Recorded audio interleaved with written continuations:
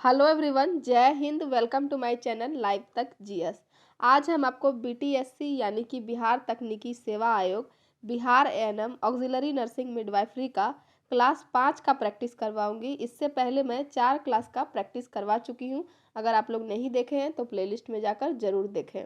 आज हम क्लास 5 का प्रैक्टिस करवाएंगे।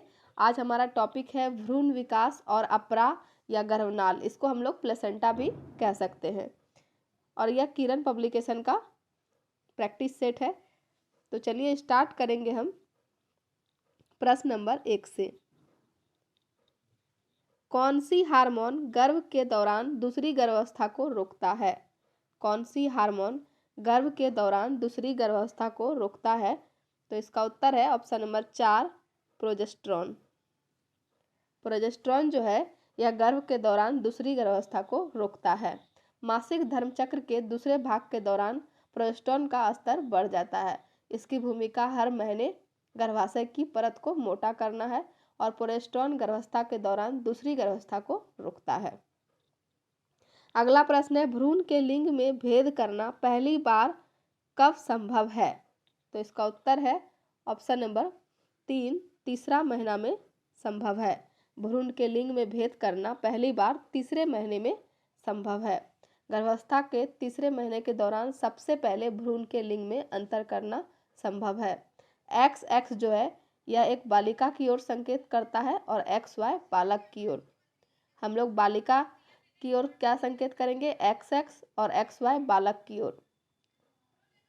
तो इसका उत्तर हो जाएगा तीसरा महीना में हम लोग भ्रूण के लिंग में भेद करना पहली बार संभव है। मासिक धर्म चक्र के किस चरण में आरोपण होता है? तीसरा प्रश्न क्या है? मासिक धर्म चक्र के किस चरण में आरोपण होता है? तो इसका उत्तर है ऑप्शन नंबर C, स्रावी। स्रावी चरण ओव्यूलेशन के बाद मासिक धर्म चक्र का दूसरा भाग है। तो स्रावी चरण के दौरान आरोपण होता है। चौथा प्रश्न है, कौन सी अतिरिक्त भ्रूणीय झिल्ली भ्रूण को द्रव से भरी गुहा में घेर लेती है? कौन सी अतिरिक्त भ्रूणीय झिल्ली भ्रूण को द्रव से भरी गुहा में घेर लेती है? तो इसका उत्तर है ऑप्शन नंबर 3, एमनियन। एमनियन जो एक झिल्ली है जो पहली बार बनने पर भ्रूण को बारीकी से ढकती है। यह एक एमनियोटिक द्रव से भर जाता है जिसके कारण एमनियन का विस्तार होता है और एमनियोटिक थैली बन जाती है। कौन सी थैली? एमनियोटिक थैली बन जाती है। तो भ्रूण को द्रव से भरी गुहा में कौन घेर लेती है? तो इसका उत्तर है एमनियन, ऑप्शन नंबर 3। अगला प्रश्न है, भ्रूण के विकास में पहला चरण कितने सप्ताह का होता है? कितने सप्ताह या महीने का होता है? भ्रूण के विकास में पहला चरण कितने सप्ताह या महीने का होता है? तो इसका उत्तर है ऑप्शन नंबर 3, 2 महीने का होता है। तो हम लोग अगर सप्ताह में बताएंगे तो कितना हो जाएगा? सप्ताह में बताएंगे तो 8 सप्ताह में भ्रूण का विकास का पहला चरण होता है। तो भ्रूण जनन वह प्रक्रिया है जिसके द्वारा भ्रूण बनता है और प्रथम 2 माह के दौरान विकसित होता है। यह एक शुक्राणु द्वारा अंडे की कोशिका के निषेचन के साथ शुरू होता है। अगला प्रश्न है, विकास के लिए किसकी आवश्यकता होती है?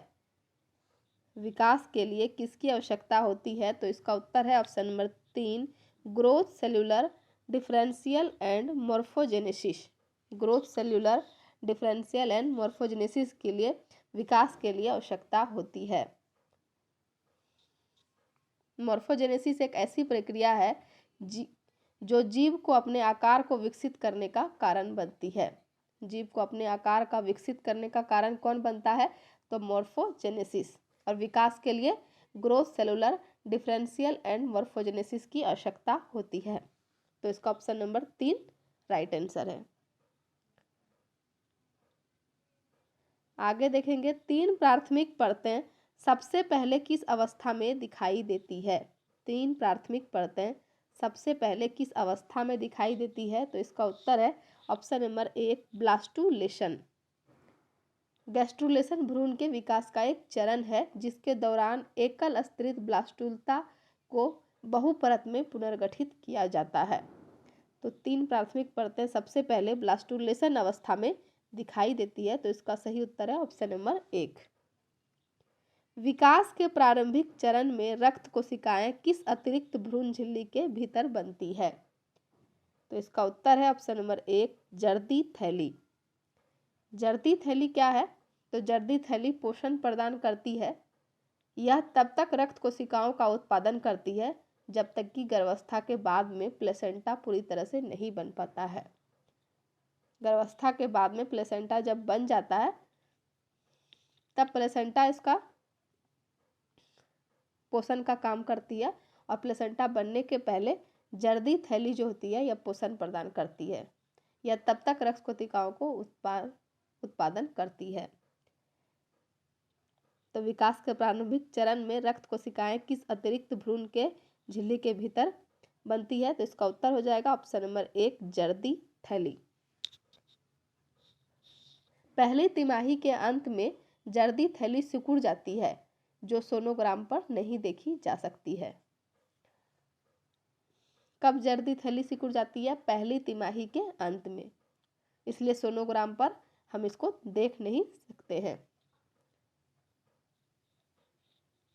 अगला प्रश्न है, एंडोमेट्रियम में प्रत्यारोपित होने वाली संरचना को क्या कहा जाता है? एंडोमेट्रियम में प्रत्यारोपित होने वाली संरचना को क्या कहा जाता है? तो इसका उत्तर है ऑप्शन नंबर 4, ब्लास्टोसिस्ट। ब्लास्टोसिस्ट कहा जाता है। निषेचित अंडा जो होता है यह ब्लास्टोसिस्ट नामक कोशिकाओं की एक खोखली गेंद के रूप में विकसित होने लगता है। ब्लास्टोसिस्ट गर्भाशय की दीवार में प्रत्यापित होता है। हमारा 10वां नंबर प्रश्न है, पोषक तत्वों और अपशिष्ट विनिमय में कौन सी झिल्ली सबसे बड़ा भूमिका निभाती है? पोषक तत्वों और अपशिष्ट विनिमय में कौन सी झिल्ली सबसे बड़ी भूमिका निभाती है? तो इसका उत्तर है ऑप्शन नंबर 2, कोरियन। कोरियन एक भ्रूण के चारों ओर सबसे बाहरी झिल्ली है। कोरियन एक भ्रूण के चारों ओर सबसे बाहरी झिल्ली है। कोरियन ट्रोफोब्लास्ट द्वारा निर्मित दोहरी परत वाली झिल्ली है। यह पोषक तत्वों और अपशिष्ट विनिमय में सबसे बड़ी भूमिका निभाती है। कौन निभाती है? तो कोरियन जो है यह पोषक तत्वों और अपशिष्ट विनिमय में सबसे बड़ी भूमिका निभाती है। तो सही उत्तर है ऑप्शन नंबर 2। अगला प्रश्न है, प्लेसेंटा पैदा करता है। प्लेसेंटा क्या पैदा करता है? तो इसका उत्तर है ऑप्शन नंबर 4, प्लेसेंटा एस्ट्रोजन और प्रोजेस्टेरोन हार्मोन पैदा करता है। यह HCG और HPL हार्मोन का भी उत्पादन करता है। प्लेसेंटा किसका किसका उत्पादन करता है? एस्ट्रोजन और प्रोजेस्टेरोन का, और HCG और HPL हार्मोन का भी उत्पादन करता है। और सबसे हमारा अंतिम प्रश्न है, हृदय का विकास कब प्रारंभ होता है? हृदय का विकास कब प्रारंभ होता है?